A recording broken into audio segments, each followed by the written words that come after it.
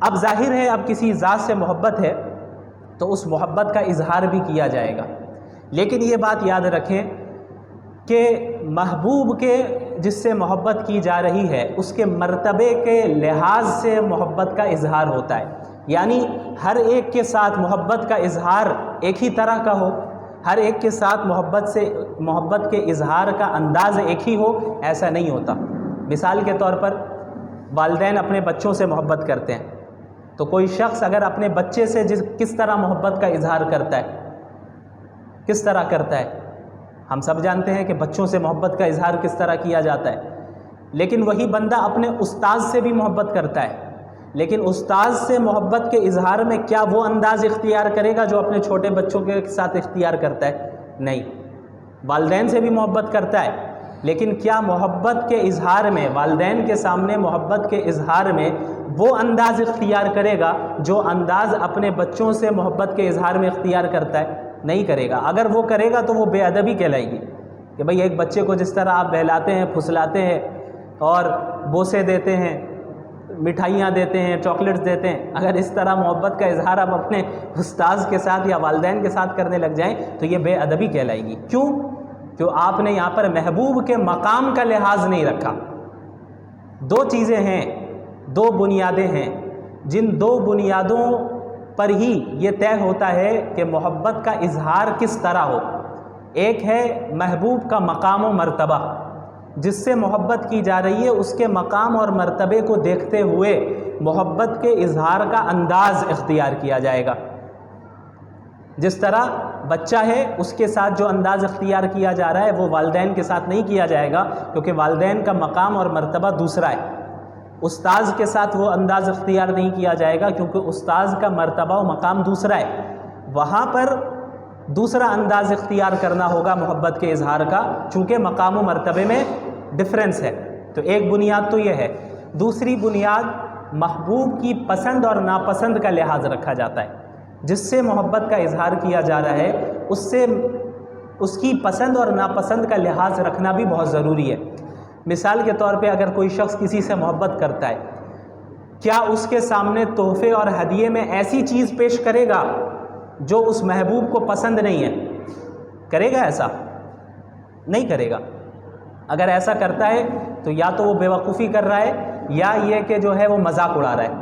مثال کے طور پہ اگر کسی کو اپنے بچے سے محبت ہے، والدین سے محبت ہے، اور والدین کو کوئی چیز پسند نہیں ہے، کیا آپ محبت کے اظہار میں اسی ناپسندیدہ چیز کو پیک کر کے دیں گے؟ نہیں دیں گے۔ اگر اس طرح اگر کریں گے آپ تو یہ جو ہے یا تو مذاق اڑانا کہلایا جائے گا یا یہ کیا بے وقوفی سمجھی جائے گی کہ تمہیں اتنی سمجھ نہیں ہے کہ ہدیے میں کیا چیز دینی چاہیے اور کیا نہیں دینی چاہیے۔ تم جس کے سامنے محبت کا اظہار کر رہے ہو اور جو چیز تم پیش کر رہے ہو وہ تو اس کو پسند ہی نہیں ہے، وہ چیز تم نے کیوں پیش کی؟ تو ایک ہے مقام و مرتبہ اور ایک ہے پسند ناپسند۔ انہی دو اصولوں کی بنیاد پر بھی ہم یہ طے کریں گے، یہاں بھی ہم یہ طے کریں گے کہ اللہ کے رسول صلی اللہ علیہ وسلم کے ساتھ محبت کا اظہار کس طریقے سے کیا جائے گا۔ عام انسانوں کے ساتھ جس طریقے سے محبت کا اظہار کیا جاتا ہے وہ نہیں کیا جائے گا اس طریقے سے، کیونکہ آپ کا مقام و مرتبہ بہت بلند ہے۔ اگر ہم آپ صلی اللہ علیہ وسلم کی شان میں ایسے اشعار پڑھ رہے ہیں، ایسے بھی نعت خواں آپ کو ملیں گے جو اس طرح کے اشعار پڑھتے ہیں کہ تھوڑی دیر کے لیے سمجھ میں نہیں آئے گا کہ یہ اللہ کے رسول کے لیے پڑھ رہے ہیں یا اپنی محبوبہ کے لیے پڑھ رہے ہیں۔ یہ تو ایسے اشعار پڑھ رہے ہیں جو اپنی محبوبہ کے لیے پڑھے جاتے ہیں۔ تو کیا آپ صلی اللہ علیہ وسلم کے لیے اسی طرح کے اشعار اور نعت پڑھی جائے گی؟ نہیں، مقام و مرتبہ میں فرق ہے، وہ انداز نہیں اختیار کیا جائے گا۔ اگر آپ یہ انداز اختیار کر رہے ہیں تو یہ بے ادبی ہے۔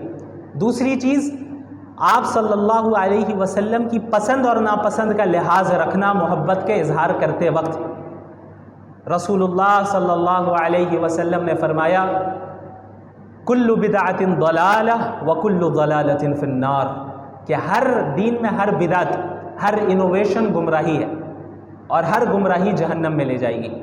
آپ صلی اللہ علیہ وسلم نے فرمایا من احدث فی امرنا ھذا ما لیس منہ فہو رد، کہ کوئی شخص اگر اس دین میں ایسی چیز کی ایجاد کرتا ہے، ایسی چیز کو شروع کرتا ہے جو اس دین کا حصہ نہیں ہے، فہو رد، تو وہ چیز مردود ہے، ناقابل قبول، ریجیکٹڈ۔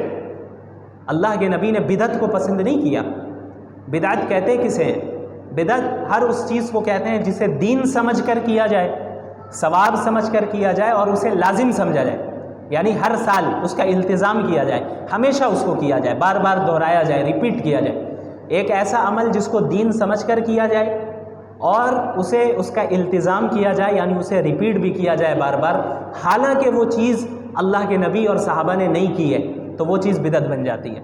اور بدعت کے متعلق آپ صلی اللہ علیہ وسلم نے فرمایا کہ ہر بدعت گمراہی ہے، ہر گمراہی جہنم میں لے جائے گی۔ دوسری جگہ آپ صلی اللہ علیہ وسلم نے فرمایا من عمل عملا لیس علیہ امرنا فہو رد، کہ کوئی شخص بھی اگر ایسا کام کرتا ہے جو کام ہماری شریعت کا نہیں ہے، کتاب و سنت نے نہیں بتایا، اللہ کے نبی نے نہیں بتایا، صحابہ نے نہیں کیا، اب بعد میں اس چیز کو ایجاد کر کے اس پر عمل کر رہا ہے پابندی کے ساتھ، تو وہ بدعت ہے، وہ مردود ہے، قابل قبول نہیں ہے، ریجیکٹڈ ہے۔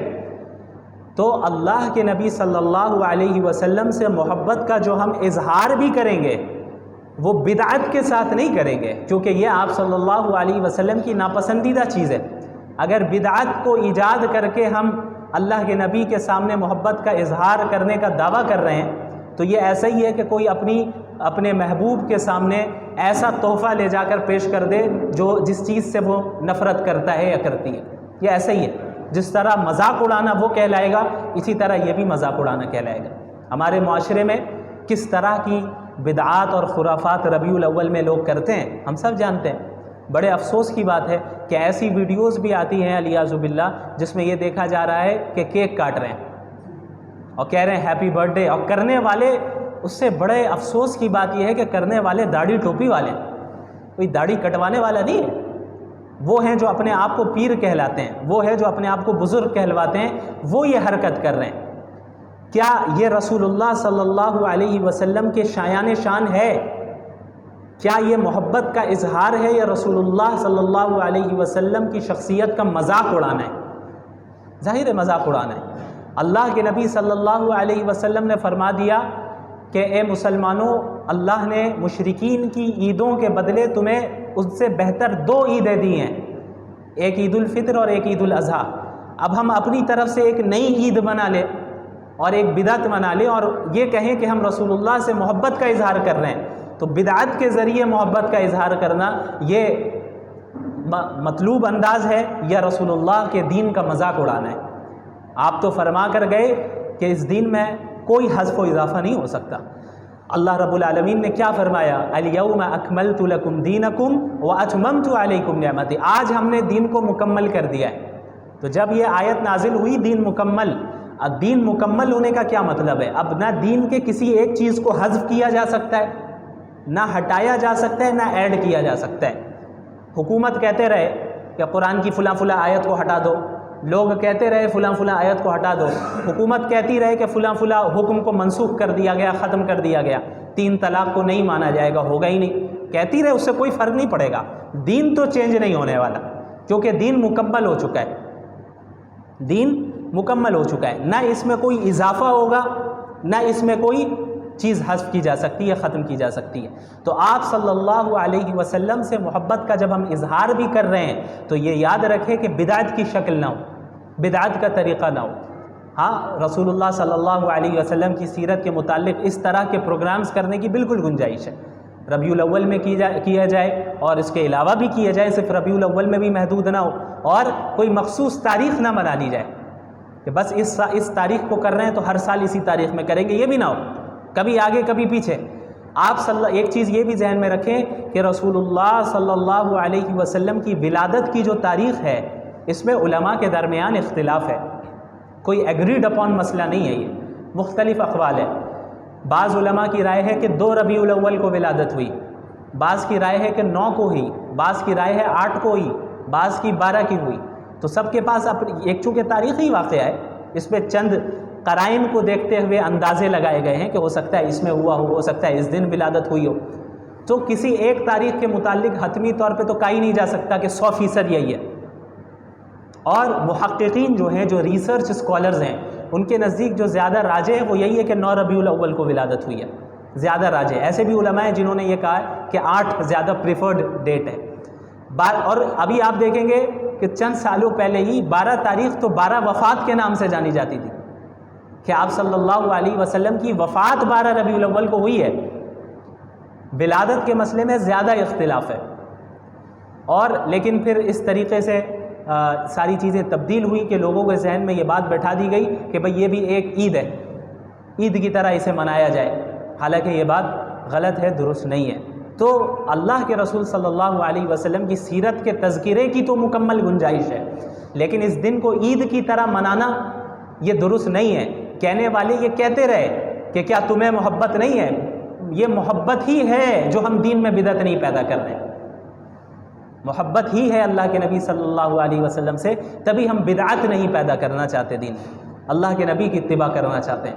اگر صحابہ نے اس دن کو عید منایا ہے تو آپ ثابت کریں، ہم بھی منائیں گے. اگر نہیں منایا ہے تو آپ نے کس طرح سے اس چیز کو ایجاد کیا؟ اسی کو بدعت شریعت میں کہا جاتا ہے. تو اس کی تو مکمل شریعت میں گنجائش نہیں ہے، یہ ہمارے ذہن میں ہو.